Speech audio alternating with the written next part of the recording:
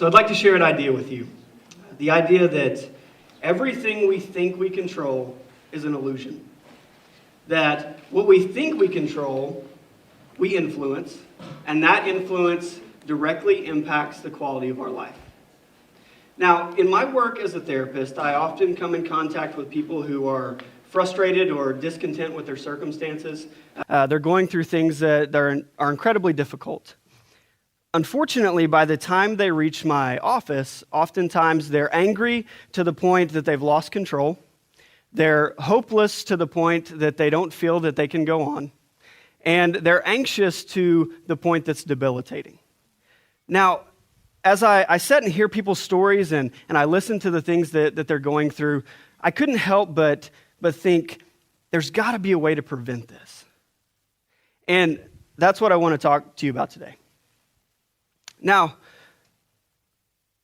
let's visualize for a second that we all live within a circle. The circle goes everywhere with us. It's with us at all times. Now, the circle, it is unique to us, for sure, but it functions the same for everyone.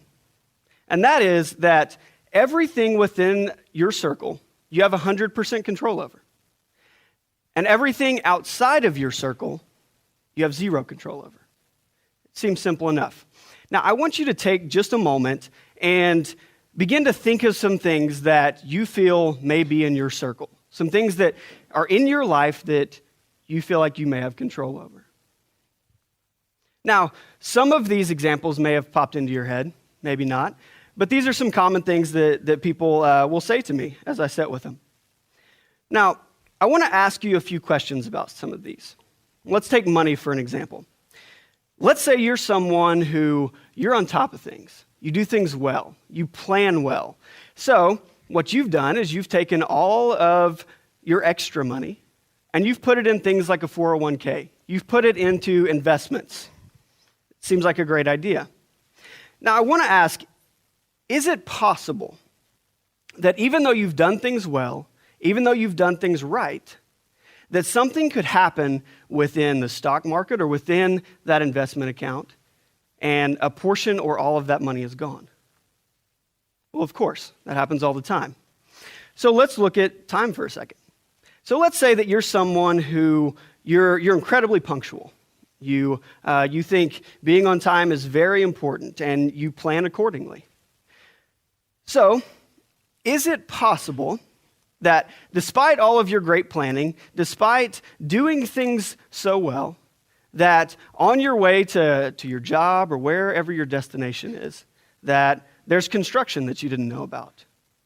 Maybe there's a fender bender on the highway, or maybe there's even some sort of spill that causes traffic to get clogged. Well, of course. Well, then let's look at relationships. So let's say that you're someone who theoretically you do relationships incredibly well. You are intentional with your time. You are empathic. You're an excellent listener. You do everything that textbook tells you are great at relationships. Now, is it possible that despite doing all of those things well, the person at the other side of the relationship still decides that they don't want to be a part of it? Well, sure, that also happens. So, as we begin to ask just a few questions to kind of probe into here, we see that these things that we thought we had control over are outside of our circle. We, in fact, don't have control over them. Now, I've painted you a pretty bleak picture here, and so I do want to give you a ray of hope in that there are things in our lives that we have control over. And when we boil those things down, I think that we end up with two things. And that is attitude and behavior. Attitude is simply the way that we are looking at things. It's the lens that we see the world through. It's the way that we look and interpret information. Now, behavior is simply the way that we behave towards things. Now, the interesting thing about these two concepts is that they always run together. you can't really separate them. Because the way that we view a situation directly impacts the way that we behave towards it.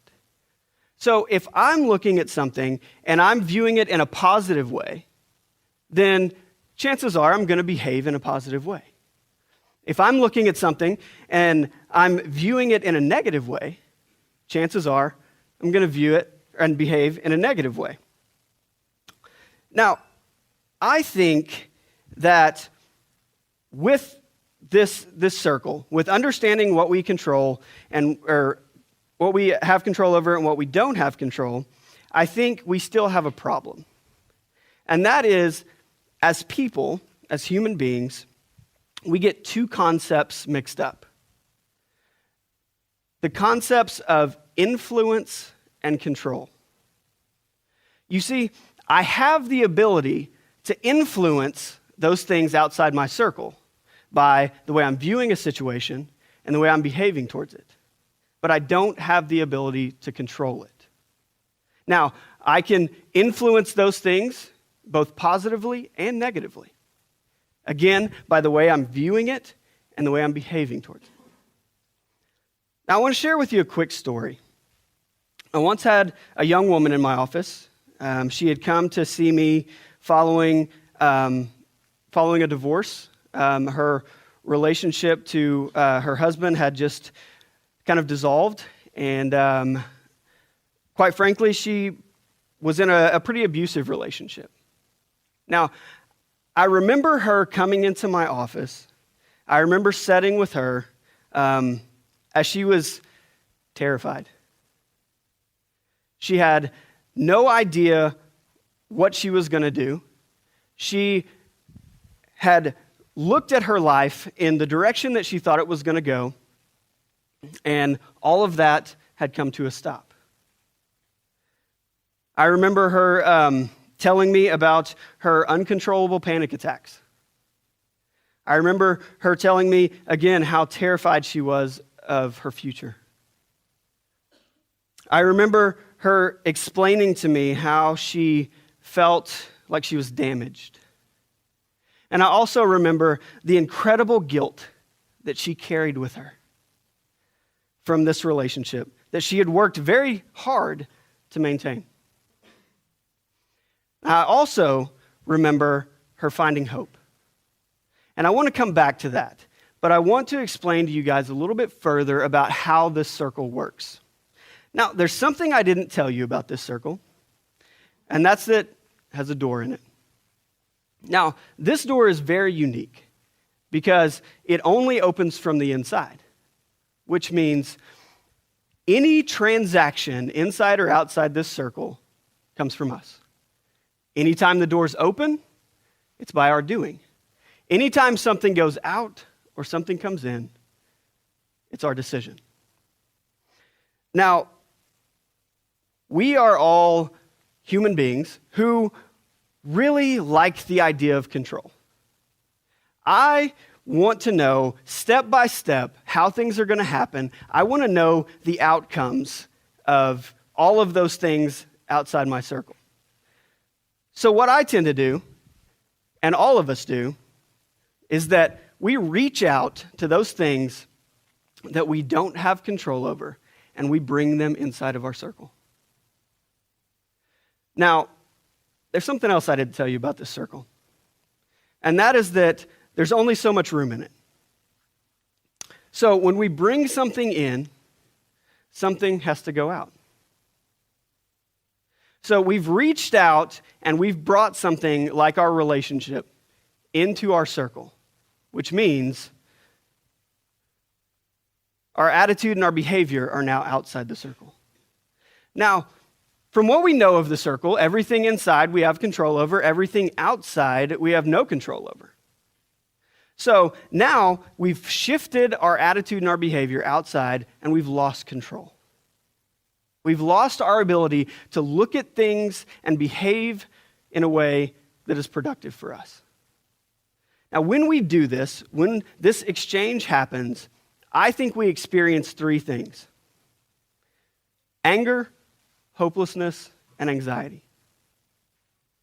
Let's think about this. Have you ever tried to control something that's outside of your control? Yes. It's horribly frustrating. Now, we tend to get really angry. Then once that anger subsides, we get hopeless.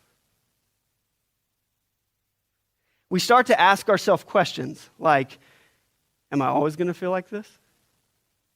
Is it always going to be like this? Is my circumstance ever going to change? Then we get anxious. We get worried about our future. We begin to ask ourselves similar questions. Is this pain that I'm experiencing always going to be there?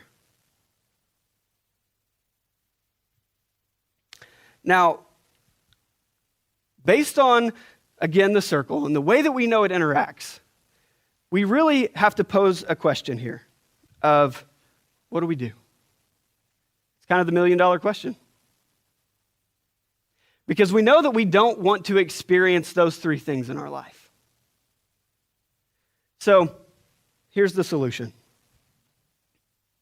Is that when we move something in, something goes out. That everything inside we have control over. Everything outside we have zero control over. So we have to move our attitude and our behavior back into our circle. We have to look at the things that we can control in life. We have to look at those things outside of our circle, and we have to say, how am I viewing this? And in turn, how am I behaving towards it? Now, even though we have the solution, that doesn't really mean it's over. Because, again, we're all human beings who make mistakes. So the key here is to not do this perfectly or be the perfect person. The key here is to say, if I'm experiencing these three things, or any combination of them, what am I trying to control that's outside of my control? How do I shift the way that I'm viewing things? How do I change my perspective in a situation? And that's what alleviates those three things. Now, I want to come back to the young woman that I spoke about a while ago. Now, the great thing about the story that I shared before is that it's not the end of her story. I also remember her sitting in my office and us going through this and her beginning to grasp the idea that the things that happened within her relationship, the guilt that she carried, was out of her control. That she could work very hard in this relationship to influence it, but that she didn't have control over the outcome. And because of that, in her own words, she experienced freedom. Now, if I'm being really honest, this isn't just something that I walk through with my clients. This is something that I use in my own life all the time. Because I too get frustrated. I too get hopeless. And I too get anxious about the future. Just like all of us. And so I do the same thing in that I have to shift my mind in any circumstance to say, what am I trying to control that's outside of my control? How can I change the way that I'm viewing this situation and behaving towards it? Now, I want to bring you back to the circle that you thought of. And I want you to think about some of the things that popped into your head. And I want to ask you to look at this in the same way. And I want you to ask yourself, what's in my circle that shouldn't be there? What am I trying to control? What am I reaching out and grabbing? Instead of focusing 100% of my time and my energy and everything that I have to looking at how am I viewing a situation and how am I behaving towards it. Thank you.